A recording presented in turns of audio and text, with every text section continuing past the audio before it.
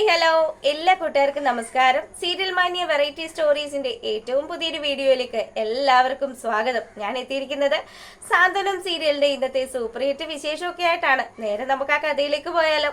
അങ്ങനെതാ നമ്മുടെ ബാലനും ആദർശും കൂടി കട തുറക്കാൻ തുടങ്ങുന്ന സമയത്ത്, അല്ലച്ച രാമേട്ടനല്ലേ സാധാരണ കട തുറക്കുന്നത്, രാമേട്ടൻ ഇവിടെ വന്നിട്ടില്ലല്ലോ എന്ന് ചോദിച്ചതും രാമേട്ടൻ കറക്റ്റ് സമയമാകുമ്പോ തന്നെ വന്നോളും, നമ്മള് ഇപ്പൊ കട തുറന്നേക്കാന്നും പറഞ്ഞ് ബാലന് ആ താക്കോല് വാങ്ങി കട തുറക്കാൻ തുടങ്ങുന്ന സമയം രാമേട്ടൻ അവിടെ പ്രത്യക്ഷപ്പെടുകയാണ്. രാമേട്ടൻ വന്നിട്ട് നമ്മുടെ ബാലന്റെ അടുത്ത് പറയുകയാണ്, അതെ എല്ലാ ദിവസവും ഞാനല്ലേ ബാല കട തുറക്കുന്നത്, അതുകൊണ്ട് ഇന്നും ആ പതിവ് തെറ്റിക്കണ്ട, ആ താക്കോലിങ് തന്നേന്നും പറഞ്ഞ് രാമേട്ടൻ വളരെ ഐശ്വര്യത്തോടു കൂടി കട തുറന്നു. ബാലനും മകനും പ്രാർത്ഥിച്ച് കടയിലേക്ക് കയറുകയാണ്.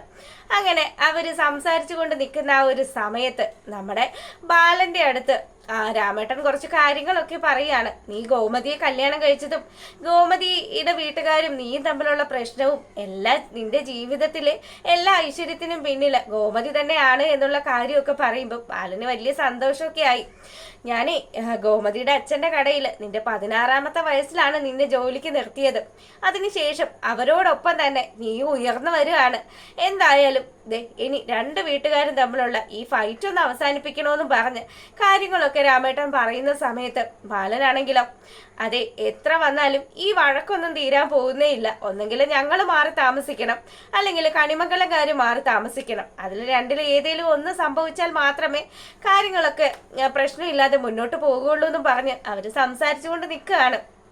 പിന്നീടാണെങ്കിലോ നമ്മുടെ ആര്യൻ അങ്ങ് വരിക. അപ്പം ആര്യനോട് പറയുന്നുണ്ട്, മോനെ കടയിൽ കുറച്ച് സാധനങ്ങളൊക്കെ കൊടുക്കാനുണ്ട്, അതുകൊണ്ട് അതെല്ലാം ആ വണ്ടിയുടെ അകത്താക്കി വെക്കെന്ന് പറയുമ്പോൾ ആര്യൻ തന്റെ ഷർട്ടൊക്കെ മാറി, കോളേജിൽ പോകാൻ വന്ന ചെക്കനാണ്, അപ്പൊ ഷർട്ടൊക്കെ മാറി ഇട്ടിട്ട് വലിയൊരു അരിച്ചാക്കും എടുത്ത് പുറത്തേക്ക് ഇറങ്ങി വരുന്ന സമയം കറക്റ്റായിട്ട് നമ്മുടെ മിത്രയും കൂട്ടുകാരിയും കൂടി അവിടെ എത്തുകയാണ്.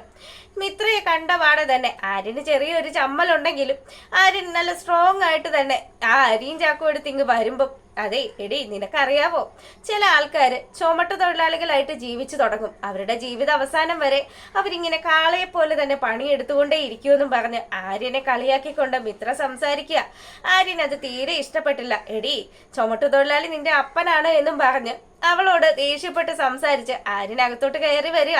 അപ്പൊ കൂട്ടുകാരിയോട് പറഞ്ഞു, ഈ കടയിൽ നിന്നാണോ നീ നൈൽ കട്ടർ വാങ്ങിക്കാൻ പോകുന്നത് എന്നും പറഞ്ഞ് കൂട്ടുകാരിയെയും പിടിച്ച് നമ്മുടെ മിത്രയും അങ്ങ് പോയി. അതിനുശേഷമാണെങ്കിൽ ബാലൻ ഇങ്ങനെ കടയിലെ കാര്യങ്ങളൊക്കെ ആദർശിനെയും അതുപോലെ ആര്യനെയും പറഞ്ഞ് ഏൽപ്പിച്ചിട്ട് കുഞ്ഞിന്റെ കാതുകുത്ത് കല്യാണത്തിന്റെ കാര്യം വിളിക്കാൻ വേണ്ടി പുറത്തേക്ക് പോകാൻ തുടങ്ങുകയാണ്. അപ്പൊ ഈ സമയത്ത് നമ്മളെ കാണിക്കുന്നത് നമ്മുടെ ആദർശിന്റെ ജീവിത സഖിയായിട്ട് വരാനുള്ള ആ ഒരു പെൺകുട്ടിയെ കുറിച്ചിട്ടാണ്. അപ്പം അവള് ഒരുങ്ങുന്നതും അവള് മുല്ലപ്പൂ തലയിൽ ചൂടുന്നതുമായിട്ടുള്ള സീനുകളൊക്കെ കാണിക്കുകയാണ്. അങ്ങനെ ആ പെണ്ണ് നമ്മുടെ ആദർശിന്റെ ഫോണിലേക്ക് വിളിക്കുന്ന ആ സമയത്താണെങ്കിലും ഏതാ മോനെ ഈ മേനോനെന്ന് ചോദിച്ച് ബാലനാണ് ഈ ഫോൺ എടുത്തുകൊണ്ട് വരുന്നത്. അപ്പം ആര്യൻ പറയുന്നുണ്ട്, എന്റെ പൊന്ന ആദർശേ, മേനോൻ മീനാക്ഷി ആകുന്നതിന് മുന്നേ, കാര്യങ്ങള് അച്ഛൻ കണ്ടുപിടിക്കുന്നതിന് മുന്നേ ആ ഫോൺ പോയി വാങ്ങിക്കടാ പൊട്ടാന്ന് പറഞ്ഞ് ആര്യൻ ആദർശിനെ പറഞ്ഞു വിടുമ്പോഴത്തേക്കിനും എന്തായാലും മേനോനാണെന്ന് പറഞ്ഞു. നമുക്ക് ഗോതമ്പ് സപ്ലൈ ചെയ്യുന്ന മേനോനാണോ മോനെ? അങ്ങനെയാണെങ്കിൽ ആ മേനോനോട് കുറച്ച് കാര്യങ്ങളൊക്കെ എനിക്ക് സംസാരിക്കാനുണ്ട് എന്ന് പറഞ്ഞ് ബാലൻ കോൾ അറ്റൻഡ് ചെയ്തു.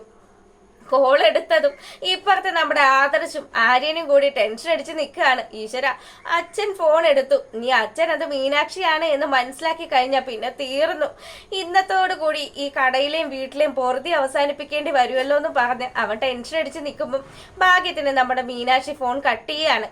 അതിനുശേഷം സമാധാനമായി, അച്ഛൻ ഇന്ന് പോയിട്ട് വാ, കടയിലെ കാര്യങ്ങളൊക്കെ ഞാൻ നോക്കാന്നും പറഞ്ഞ് ആദർശാണെങ്കിൽ നമ്മുടെ ബാലേട്ടനെ പറഞ്ഞു വിടുകയാണ്. അങ്ങനെ ബാലൻ പോയി കഴിഞ്ഞപ്പോഴത്തേക്കിനും മീനാക്ഷി വീണ്ടും വിളിച്ചു. മീനാക്ഷിയുടെ കോള് കണ്ടതും, എന്റെ പൊന്നു മീനു, നീ എന്തിനാ ഇപ്പൊ ഈ സമയത്ത് ഇങ്ങോട്ട് വിളിച്ചത്?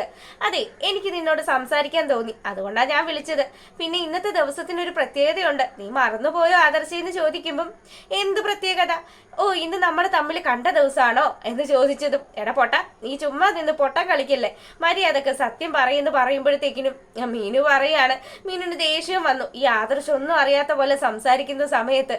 അപ്പം ആദർശാണെങ്കിൽ, എന്നാ ഇന്ന് നമ്മുടെ 2ാമത്തെ ആനിവേഴ്സറി ആയിരിക്കുമെന്നും പറഞ്ഞ് ഇവനിങ്ങനെ സംസാരിക്കുന്ന സമയത്ത്, അതെ ഇന്ന് ഞാൻ ഗവൺമെന്റ് സർവീസിലെ ജോലിക്ക് കയറുന്ന കാര്യം മറന്നുപോയോ, അതുകൊണ്ട് മര്യാദക്ക് ബസ് സ്റ്റോപ്പിലേക്ക് വന്നേക്കാൻ പറഞ്ഞു അവള് ഫോൺ വെക്കുകയാണ്. അങ്ങനെ മീനാക്ഷി ഫോൺ കട്ട് ചെയ്തു. അതിനുശേഷം ആദർശാണെങ്കിൽ ആര്യനെ കട ഏൽപ്പിച്ച് ആ ഡ്രോയുടെ അകത്ത് കിടന്ന് കുറച്ച് കാശും എടുത്ത് പോക്കറ്റിലിട്ട് അവിടുന്ന് പോവാണ്.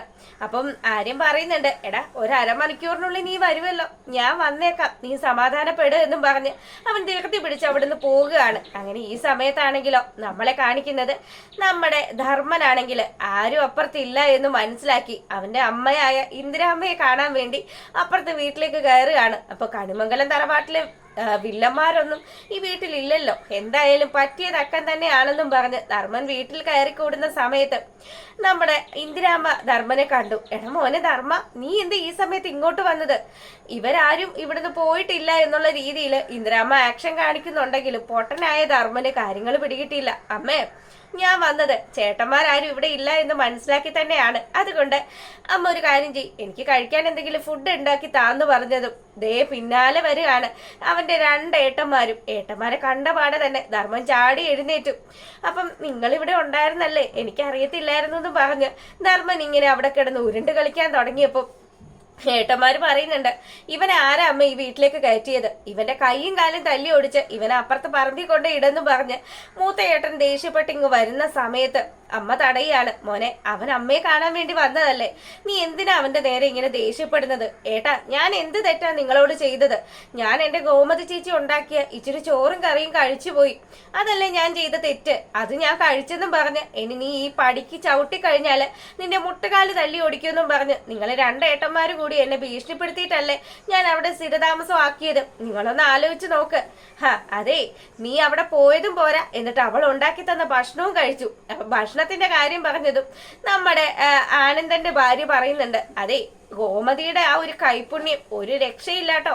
അതെ, ഭക്ഷണത്തിന്റെ കാര്യം പറഞ്ഞതും അവളും തുടങ്ങിയിട്ടുണ്ട് എന്നും പറഞ്ഞ് അച്യുതനും അതുപോലെ ആനന്ദനും കൂടി ദേഷ്യപ്പെടാൻ തുടങ്ങുകയാണ്. ഇത് ഈ വീട്ടിൽ വരുന്ന നിന്റെ ലാസ്റ്റ് ദിവസമായിരിക്കും. ഇനി മേലാല് അതും ഇതും പറഞ്ഞ് അമ്മയെ കാണാനാണ്, കൂടപ്പുറപ്പുങ്ങളെ കാണാനാണ് എന്നും പറഞ്ഞ് ഈ പടിയെങ്ങാനും ചവിട്ടി വന്നാലുണ്ടല്ലോ അടിച്ച് എന്റെ മുഖത്തിന്റെ ഷേപ്പ് മാറ്റിവിടാന്നും പറഞ്ഞ് നമ്മുടെ ധർമ്മനെ ഭീഷണിപ്പെടുത്തി ചേട്ടന്മാര് രണ്ടുപേരും അങ്ങോട്ട് പോയതും നമ്മുടെ ഇന്ദിരാമ്മയാണെങ്കിൽ ധർമ്മനോട് ഗോമതിയുടെ വിശേഷങ്ങളൊക്കെ ചോദിക്കുകയാണ്. മോനെ, ഗോമതിക്ക് സുഖമാണോടാ? എത്ര നാളായി എന്റെ മോളെ, 10-28 കൊല്ലമായി എന്റെ മോളെ ഞാനൊന്ന് ചേർത്ത് നിർത്തിയിട്ട് എന്നും പറഞ്ഞ് ആ അമ്മ തന്റെ സങ്കടങ്ങളൊക്കെ ധർമ്മനോട് പറയുമ്പോൾ അമ്മ എന്തിനാ വിഷമിക്കുന്നത്? ഗോമതി ചേച്ചിയെ ബാലേട്ടൻ നോക്കുന്നത് പൊന്നുപോലെയാണ്. ഗോമതി ചേച്ചി ആ വീട്ടിലെ മഹാറാണിയാണ് എന്നൊക്കെ പറഞ്ഞ് അവളുടെ ജീവിതത്തിലെ സന്തോഷങ്ങളൊക്കെ ഇന്ദിരാമ്മയെ പറഞ്ഞറിയിക്കുകയാണ് ധർമ്മൻ. അങ്ങനെ ആ ഒരു സീൻ കഴിയുമ്പോൾ നമ്മളെ കാണിക്കുന്നത് മീനാക്ഷിയാണ്. മീനാക്ഷിയാണെങ്കിലും തന്റെ അച്ഛനോടും അമ്മയോടും യാത്രയൊക്കെ പറഞ്ഞ് ഇനി താൻ സാധാരണക്കാരുടെ ഇടയിലേക്കാണ് ഇറങ്ങുന്നത്. താനൊരു റവന്യൂ വകുപ്പിലെ ജീവനക്കാരി, താൻ ഇനി ജീവിക്കേണ്ടത് സാധാരണക്കാരുടെ ഇടയിലേക്കാണ് എന്നും ഒക്കെ പറഞ്ഞുകൊണ്ട് അവളെ അച്ഛനും അമ്മയ്ക്കും യാത്രയൊക്കെ പറഞ്ഞ് ആ വീട്ടിൽ നിന്ന് ഇറങ്ങുകയാണ്. അപ്പൊ അച്ഛൻ പറയുന്നുണ്ട്, മോളെ അച്ഛൻ കൊണ്ട് ആക്കാന്ന് പറഞ്ഞിട്ടും അവള് സമ്മതിക്കുന്നില്ല. ഞാൻ ഇന്ന് ബസ്സിലാ പോകുന്നത്, അതുകൊണ്ട് അച്ഛനും അമ്മയും വീട്ടിലെ കാര്യമൊക്കെ നോക്കി ഇവിടെ ഇരുന്നോന്നും പറഞ്ഞ് അവള് യാത്ര പറഞ്ഞ് ഇറങ്ങി. പിന്നീട് നമ്മുടെ ഗോമതി ആണെങ്കിലോ ഗോമതിയുടെ മകളെ വിളിച്ച് സംസാരിക്കുകയാണ്. അപ്പം മകള് ഭർത്താവിന്റെ വീട്ടിലാണ്, അവിടെ കുറച്ച് കാര്യങ്ങളൊക്കെ ഉള്ളത് കൊണ്ടാണ് ഇങ്ങോട്ട് വരാത്തത്. മോളെ, നിന്റെ കുഞ്ഞിന്റെ കാതുകുത്ത് കല്യാണത്തിനെങ്കിലും അമ്മയായ നീ എത്തുമോ എന്ന് ചോദിക്കുമ്പോൾ അതെന്ത് ചോദ്യം അമ്മ ചോദിച്ചത്? അച്ഛനോട് എല്ലാ കാര്യങ്ങളും ഞാൻ പറഞ്ഞ് അച്ഛൻ അതെല്ലാം നല്ല ഗംഭീരമായിട്ട് നടത്തും, ഞാൻ ക്ഷേത്രത്തിൽ എത്തിക്കോളാം എന്നും പറഞ്ഞ് അവൾ അമ്മയോട് വിശേഷങ്ങളൊക്കെ ചോദിക്കുമ്പോഴത്തേക്കിനും അച്ഛൻ ക്ഷണിക്കാനുള്ള ആൾക്കാരെയൊക്കെ ക്ഷണിക്കുന്നതിന് വേണ്ടി പോയിരിക്കുകയാണ്.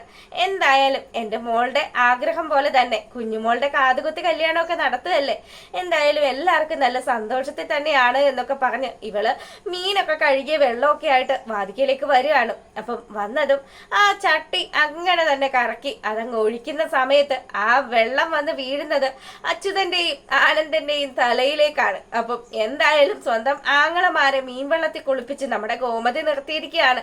അപ്പം അവര് തങ്ങളിൽ ഇങ്ങനെ രൂക്ഷമായി നോക്കുന്നത് കാണിച്ചുകൊണ്ടാണ് ഇന്നത്തെ സാന്ത്വനത്തിന്റെ വിശേഷം അവസാനിക്കുന്നത്. എപ്പോഴും പറയുന്നത് പോലെ ആരെങ്കിലും കൂട്ടുകാർ ആദ്യമായിട്ട് കാണുന്നവരാണ് എങ്കിൽ നിങ്ങൾക്ക് ഇഷ്ടപ്പെട്ടാൽ സബ്സ്ക്രൈബ് ചെയ്യാൻ മറക്കരുതേ. Okay, by.